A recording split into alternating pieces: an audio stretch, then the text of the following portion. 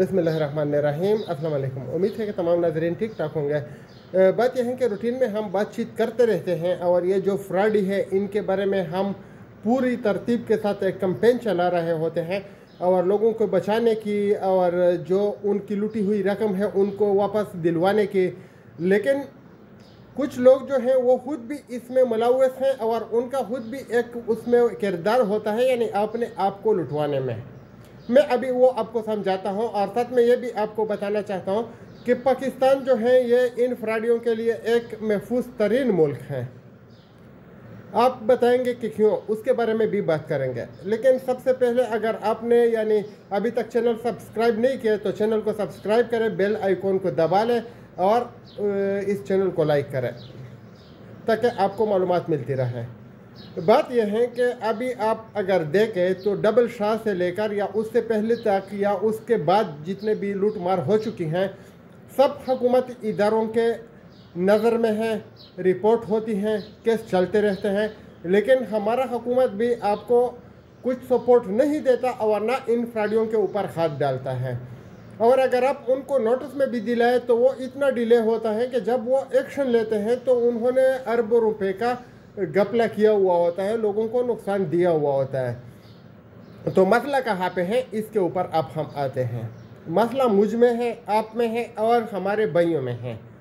जैसा कि मैंने आपको बताया हुआ है कि एक बार यानी मैंने कुछ वीडियोस देखी जिसमें B4U के बारे में बात की गई थी, लेकिन हम तक वो नहीं पहुंची थी क्योंकि जितने भी लीडर होते हैं वो इन चीज़ों के ऊपर बेल लगा लेते हैं कि इस तरह की वीडियो आपने ग्रुप में शेयर नहीं करनी जो फॉर एग्जांपल जिस कंपनी में वो लूट मार करते हैं उसके खिलाफ हो। फॉर एग्जांपल अभी आप लोग देख सकते हैं ना, ग्लोबल ट्रेड है, अल-सफ़ा है और स्मार्ट है, इस तरह की होती हैं।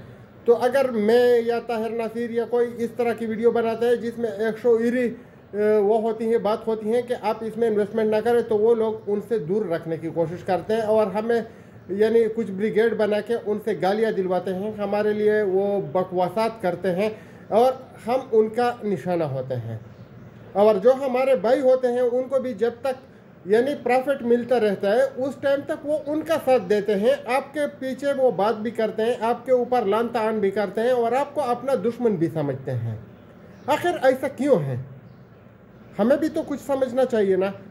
फॉर एग्जांपल मैं आपको बता रहा हूँ, एक बार आदमी गलती कर लेता है, मैंने B4U में पैसे जमा किए, किसी के कहने पे किए या फेसबुक पे देखा या जो भी था मैंने किया, गलती हो गई। जब मुझे पता चला कि इसमें कुछ यानी तहफ़्फ़ुज़ात हैं तो मैंने इंक्वायरी की और मुझे पता चला कि ये ठीक नहीं है। हमें गलत बयान दी गई थी कि यानी अकाउंट कुछ मसले मसाइल की वजह से बंद है या इनका फैमिली प्रॉब्लम है। नेब ने उनके ऊपर हाथ डाला था 1 साल पहले और उसके बाद तक वो लोगों से पैसे लेते रहे। यानी 2020 में वो नेब उनको अकाउंट उनको सब कुछ का फ्रीज कर चुकी थी, लेकिन अक्टूबर 2021 तक वो पैसे लेते रहे लगभग। तो मसला किधर है? फॉर एग्जांपल नेब ने अगर इनके अकाउंट बंद किए तो सैफ रहमान को उठा के बंद क्यों नहीं किया? सोचने वाली बात है ना।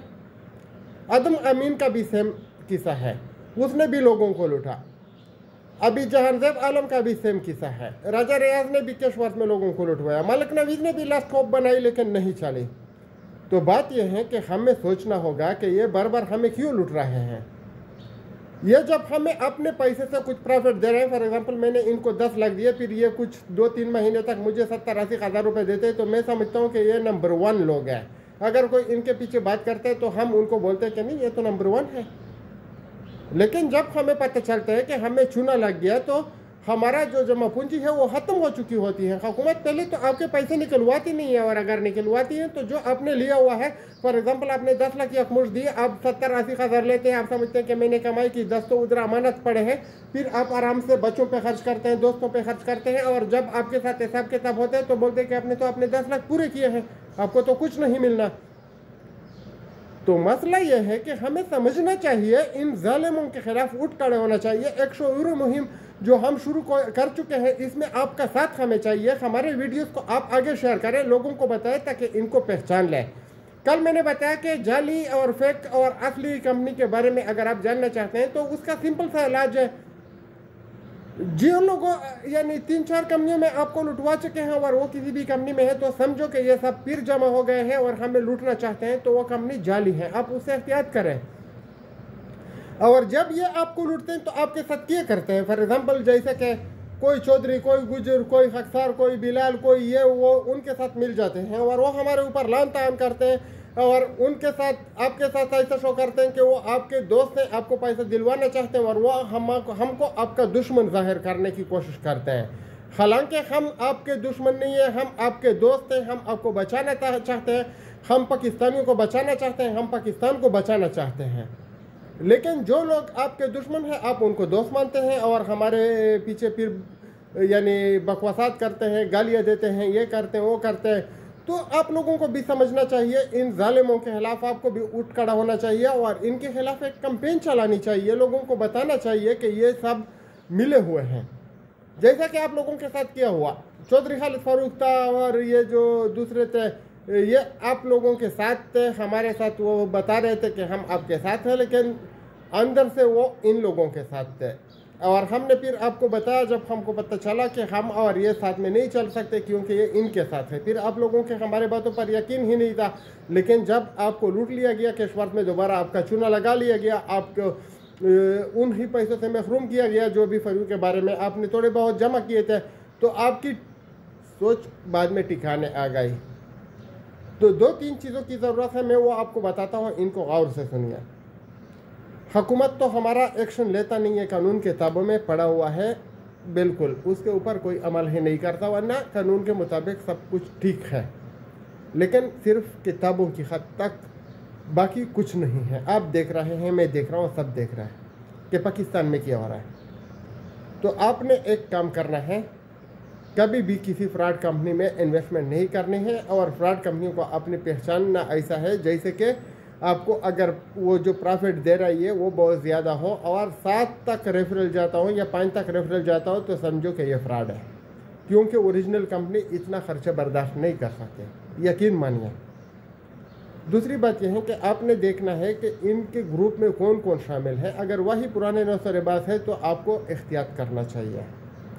तीसरी बात कि वो क्या काम करते हैं। फॉर एग्जांपल अगर असली भी है तो कोई कंपनी एक आपको प्रॉपर्टी देता है, आपको बोलता है कि ये आपका प्लाट हो गया, आप इसके ऊपर घर बनाना चाहे तो बिस्मिल्लाह कीजिए, आप इसको बेचना चाहे तो बेच दीजिए, आप इसको खाली रखना चाहिए तो इसके ऊपर चरदीवारी कीजिए ताकि कल आपको मसला ना हो, और उसके ऊपर अपना मोबाइल नंबर लिखिए कि कोई फ्रॉड या किसी और को इसको ना बेचे।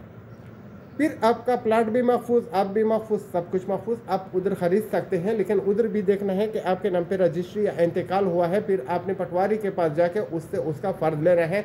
और एक और चीज़ जो बिल्कुल सोचने वाली बात है और इसके ऊपर भी ध्यान देना है, खासकर प्रॉपर्टी में, तो जो जगह आपने ख़रीदनी है पेपर देखने हैं। अभी ये होता है फॉर एग्जांपल रोड के किनारे आपको एक प्लाट दिया जाता है जो कि या तो महाज होता है यानी यह हुकूमती जगह होता है, और आपको कहीं दूर दरिया के किनारे या कहीं खेत खलियान में आपको एक जगह जहाँ ना वो रास्ता होता है ना कुछ होता है, उधर 5 मरले 10 मरले 20 मरले का एक आपके नाम इंतकाल किया जाता है।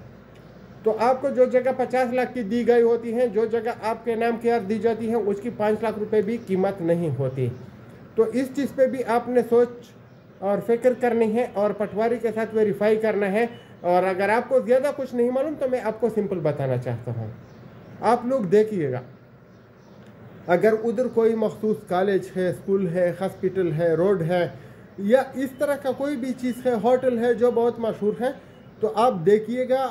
अगर देहात में है तो फिर भी कोई फॉर एग्ज़ाम्पल जो इलेक्ट्रिसिटी के बड़े बड़े टावर लगे हुए होते हैं वो होते हैं, या कोई उधर यानी अट्टा की चक्की है, या कोई स्कूल है, पब्लिक है, प्राइवेट है, जो भी है, आप उसके बारे में पूछ लीजिएगा कि ये जो ज़मीन में हमको दी गई है इसके साथ वाले ज़मीन में जो स्कूल है ये वही ज़मीन है। फिर अगर है तो पटवारी बताएगा कि हाँ है, अगर नहीं है तो आपको बोलेगा कि नहीं ये तो नहीं है, ये तो फलानी जगह पे है, तो फिर आपने वो ज़मीन नहीं लेनी है। अगर उसी जगह पे है जो रोड के किनारे आपको बताया गया है तो ठीक है, वरना आप पिछताएंगे। इस तरह के बहुत से केसेस हुए हैं, बहुत से लोगों ने जगह ली हुई हैं, उनके पास इंतकालात हैं, लेकिन वो इंतकाल उस जगह का नहीं होता जिस पे वो काबिज होता है, कहीं दूर होता है और फिर वो मर चुका होता है और उनके बच्चों को फिर मसले मसाइल का सामना करना पड़ता है। तो हम आपको वो तरीके बताते हैं जो आपके लिए, आपके बच्चों के लिए, पाकिस्तान के लिए और हमारी आने वाले नस्लों के लिए ठीक हो। बाकी मर्जी आपकी है, आपने इसके ऊपर अमल करना है या नहीं करना है। जिस तरह के कश्वर्त वालों को हमने बताया कि पैसे ना दो, उन्होंने अमल नहीं किया, अभी जलील हो रहे हैं। अल हयात वालों को हमने बताया कि इनको पैसे ना दो, अभी जलील हो रहे हैं। और आइंदा नंबर स्मार्ट की है।